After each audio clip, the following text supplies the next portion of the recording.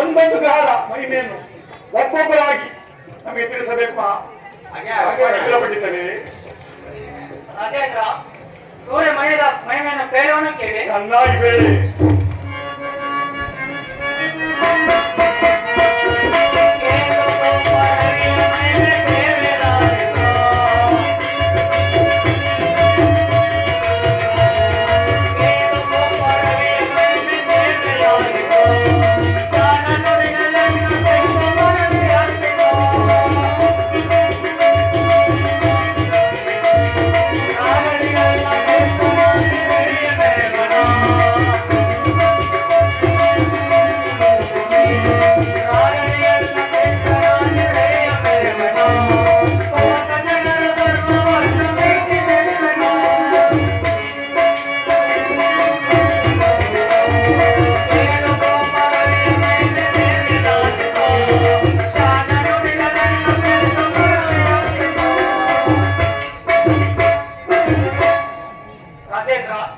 ನವಗ್ರಹಗಳೆಂದರೆ ಅವರು 9 ಜನ. ಅವರು ಯಾರ್ಯಾರೆಂದರೆ ಸೂರ್ಯ, ಚಂದ್ರ, ಮಂಗಳ, ಬುಧ, ಗುರು, ಶುಕ್ರ ಹಾಗೂ ರಾಹುಚಂದ್ರಗಳು ಮತ್ತು ಶನೇಶ್ವರರು ಇರುತ್ತಾರೆ. ಇವರಿಗೆ ಮೊದಲನೇ ಗ್ರಹನಾಗಿ ಸೂರ್ಯ ದೇವರು ಇರುವವರು. ಇವರನ್ನು ನಿಷ್ಠೆಯಿಂದ ಪೂಜಿಸುವವರಿಗೆ ರಾಜನಾಗಿಯೂ ಯೋಗ್ಯನಾಗಿಯೂ ಇರುತ್ತಾನೆ ಮತ್ತು ಸಕಲ ಸಂಪತ್ತುಗಳನ್ನು ಕೊಟ್ಟು ಕಾಪಾಡ್ತಾನೆ ರಾಜೇಂದ್ರ. ಆದುದರಿಂದ ನಾನು ಹೇಳುವ ಸೂರ್ಯ ಪರಮಾತ್ಮನೇ ಶ್ರೇಷ್ಠನು. ಕೂಸುತ್ತವರೇ, ನೀವು ಹೇಳಿದ ಸೂರ್ಯ ದೇವರಿಗೆ ನಮ್ಮ ಸಾಷ್ಟಾಂಗ ವಂದನೆಗಳು. ಚೆನ್ನಾಗಿ ಬೇಡಿ.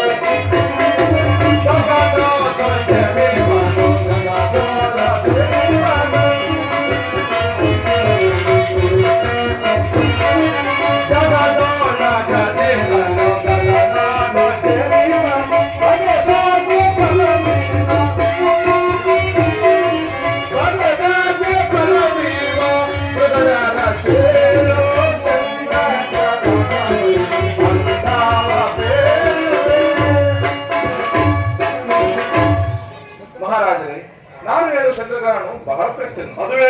ಅದು ಹೇಗೆಂದರೆ ಏಕೋಪಿ ಗುಣವಾನ್ ಪುತ್ರ ನಿರ್ಗುಣೈನೇ ಶತೈರಪಿ ಏಕಷ್ಟೆಂದು ಜಗಚ್ಚಕ್ಷು ನಕ್ಷತ್ರಂ ಕಿಂ ಪ್ರಯೋಜನ. ಇದರ ತಾತ್ಪರ್ಯವೆಂದರೆ ಪೃಥ್ವಿಯಲ್ಲಿ ಶತದರಾದ 100 ಮಕ್ಕಳು ಹುಟ್ಟಿ ಅವರಲ್ಲಿ ಒಬ್ಬ ಸುಪುತ್ರನು ಬುದ್ಧಿವಂತನು ಹುಟ್ಟಿದರೆ ಮನೆಯಲ್ಲಿ ಮತ್ತು ಮನಸ್ಸಿನಲ್ಲಿ ಹೇಗೆ ಸಂತೋಷ ಉಂಟಾಗುತ್ತದೆಯೋ ಅದೇ ತರಹ ಆಕಾಶದಲ್ಲಿ ಸಾವಿರಾರು ನಕ್ಷತ್ರಗಳ ನಡುವೆ ಒಬ್ಬ ಚಂದ್ರನು ಉದಯಿಸಿದರೆ ಅಷ್ಟೇ ಪ್ರಕಾಶಮಾನ ಉಂಟಾಗುತ್ತದೆ ಮಹಾರಾಜ. ಅಲ್ಲದೆ ಆತನನ್ನು ಭಕ್ತಿಯಿಂದ ಪೂಜಿಸಿ ಧ್ಯಾನಿಸಿದ್ದೇ ಆದರೆ ಸಕಲ ವರಗಳನ್ನು ಕೊಟ್ಟು ಕಾಪಾಡುತ್ತಾನೆ ರಾಜೇಂದ್ರ. ಆದ್ದರಿಂದ ನಾನು ಹೇಳುವ ಚಂದ್ರಗ್ರಹಣವು ಬಹಳ ಪ್ರಶ್ನೆ.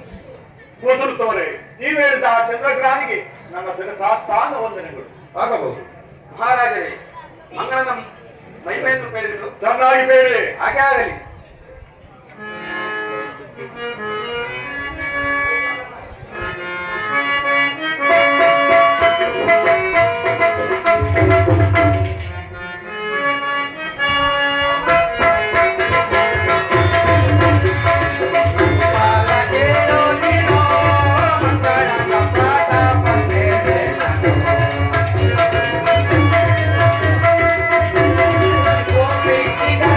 Santa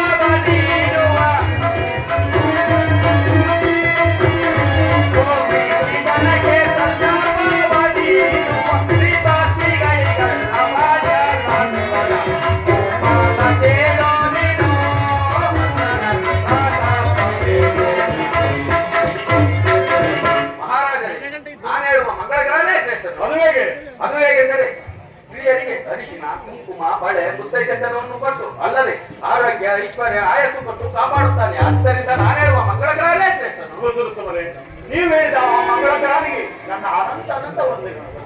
ರಾಜೇಂದ್ರ, ಬುಧಗ್ರಹದ ಮಹಿಮೆಯ ಬೇಡನ್ನು ಕೇಳಿ. ಚೆನ್ನಾಗಿ ಬೇರೆ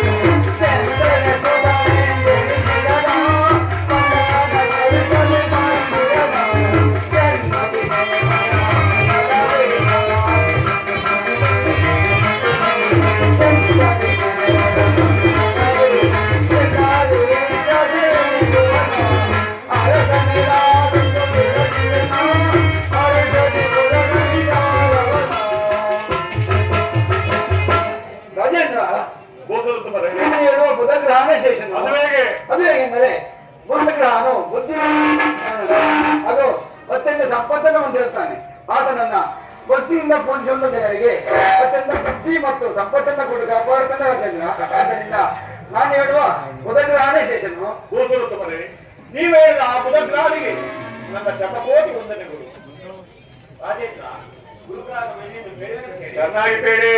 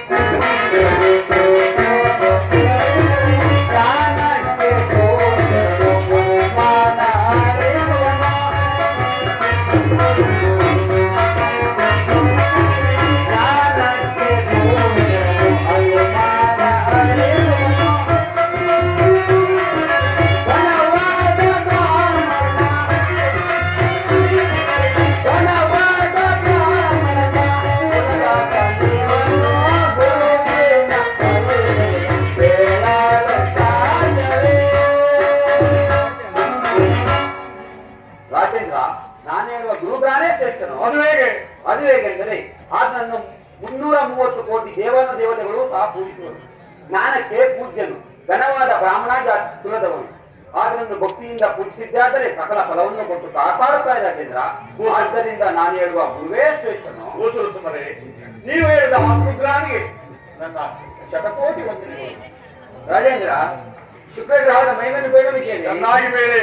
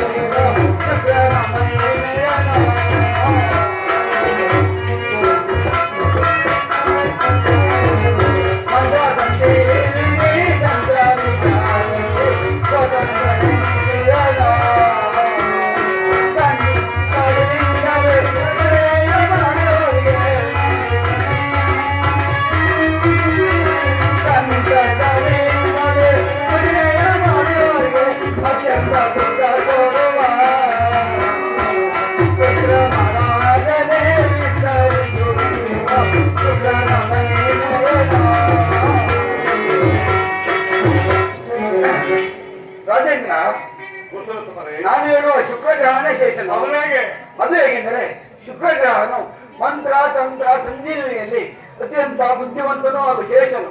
ಆತನನ್ನ ಭಕ್ತಿಯಿಂದ ಮತ್ತು ಸಂತೋಷದಿಂದ ಆತನ ಭಜನೆಯನ್ನ ಮತ್ತು ಪೂಜೆಯನ್ನ ಮಾಡಿದಂತವರಿಗೆ ಅತ್ಯಂತ ಸಂತಸದಿಂದ ಸುಖ ಮತ್ತು ನೆಮ್ಮದಿಯನ್ನು ಕೊಟ್ಟು ಕಾಪಾಡ್ತಾನೆ ಇರಲಿಲ್ಲ. ಆದ್ದರಿಂದ ನಾನು ಹೇಳಿದ ಶುಕ್ರಗ್ರಹನ ವಿಶೇಷನು. ಗೋಸುರುತ್ತಮರೆ, ನೀವು ಹೇಳಿದ ಆ ಶುಕ್ರಗ್ರಹನಿಗೆ ನನ್ನ ಶಿರಸಾಂತ ವಂದನೆಗಳು. ರಾಹುಕೇತುವಿನ ಮಹಿಮೆಯನ್ನು ಕೇಳಿದೆನು ಕೇಳಿ ಚೆನ್ನಾಗಿ ಬೇಳೆ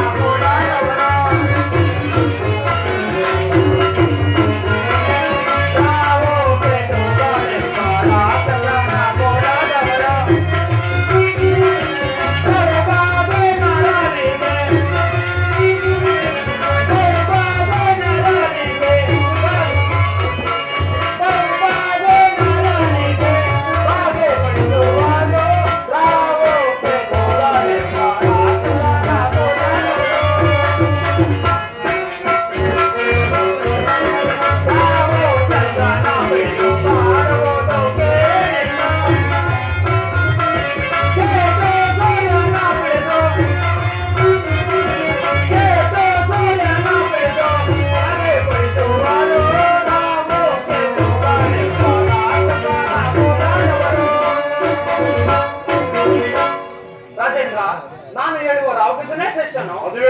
ಅದು ಹೇಗೆಂದರೆ ಕಾಯ ಒಂದು ಶಿರಸ್ಸು ಎರಡು. ರಾಹುಕೇತುಗಳು ಸೂರ್ಯ ಚಂದ್ರಾದಿಗಳಿಗೆ ಕಷ್ಟ ಕೊಟ್ಟ ಮೇಲೆ ನರರ ಪಾಡೆ. ಆದ್ದರಿಂದ ನಾನು ಹೇಳುವ ರಾಹುಕೇತುನೇ ಶ್ರೇಷ್ಠನು. ಗೋಸುರುತ್ತಮರೆ, ನೀವು ಹೇಳಿದ ಆ ರಾಹುಕೇತುಗಳಿಗೆ ನನ್ನ ಸಹಸ್ರ ಕೋಟಿ ವಂದನೆಗಳು. ಅಪ್ಪಣೆ. ಮಹಾರಾಜರೇ, ಶನಿ ಪರಮಾತ್ಮನ ಮೈಯನ್ನು ಬೇಡುವೆ ಕೇಳಿ. ಚೆನ್ನಾಗಿ ಬೇಳೆ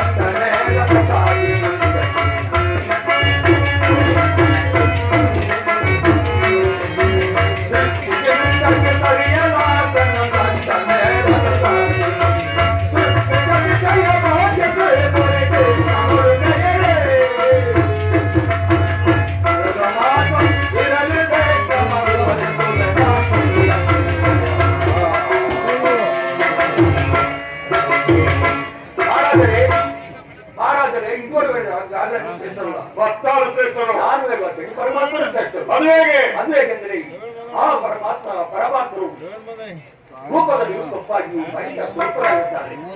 ಅಲ್ಲದೆ ಆ ಪರಮಾತ್ಮನನ್ನು ಕಂಡರೆ ಅಂತಃಪದಲ್ಲಿ ಮೂರ್ತಿಗಳು ಸಹ ಗಡಗಂಟರು. ಮತ್ತು ಆ ಪರಮಾತ್ಮರು ಜನಿಸಿದಾತನ ಆ ಪರಮಾತ್ಮರು ಜನಿಸಿದಾತನ ತನ್ನ ತಂದೆಯಾದ ಸೂರ್ಯದೇವನಿಗೆ ಹೆಚ್ಚಿಬರೋ ಸೂರ್ಯದೇವನ ದೇಹವು ಪೂರ್ಣವಾಗಿ ರಥಕ್ಕೆ ಕಟ್ಟಿದ ಕುದುರೆಗಳ ಕಣ್ಣುಗಳು ಸಾರದಂತಾದವು, ಸಾರಥಿಯ ಕಾಲು ಎಡವಾದವು. ಈಗ ತಂದು ಸೂರ್ಯದೇವನು ಚಿಂತಾಕ್ರಾಂತರಾಗಿರುವಾಗ ಆ ಶನಿ ಪರಮಾತ್ಮರ ಸೃಷ್ಟಿಯು ಹಿಂದೆ ಕಸೆಯಲು ಸೂರ್ಯದೇವನ ರಥವು ಯಥಾ ಪ್ರಕಾರ ಸಾಗುವಂತಾಯಿತು. ಆದ್ದರಿಂದ ಅಂತ ಪರಮಾತ್ಮರೇ ಆಗುವಾಗ ನಮ್ಮಂತ ನರರ ಬಾಳೆಗಾರರು ಆದ್ದರಿಂದ ನಾನು ಹೇಳುತ್ತೇನೆ ಪರಮಾತ್ಮರೇ ಶ್ರೇಷ್ಠರು.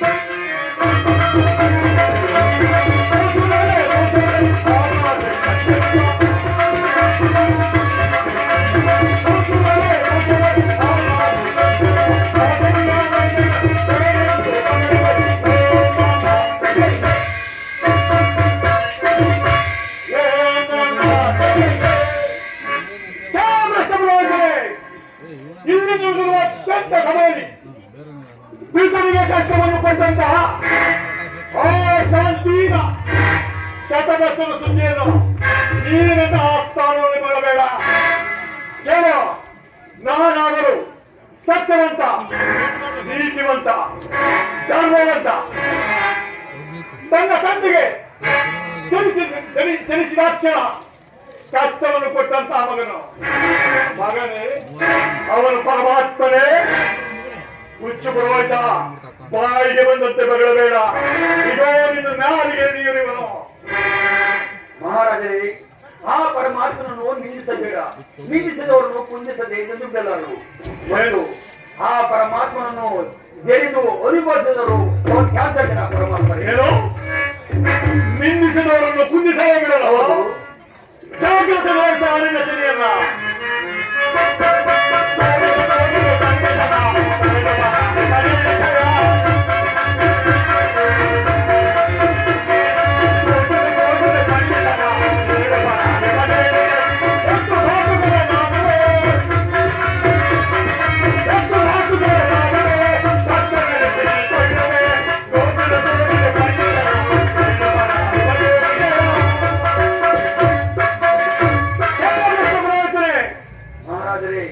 ಶ್ರೀಹರಿಯ ಕುಲದೈವ ವೇದಾವಳಿ ನನ್ನ ಬೆಂಗಾವಲು ಕಾಳಿಕಾ ಮಾತೆಯನ್ನು ಪ್ರತ್ಯಕ್ಷವಾಗಿ ಕಂಡಿರುವ 64 ವಿದ್ಯೆಯಲ್ಲಿ ಪರಿಣಿತರಾದ ಈ ಸತ್ಯವಂತ ವಿಕ್ರಮನಿಗೆ ಈ ನಿನ್ನದು ವೇದೋಪದೇಶ.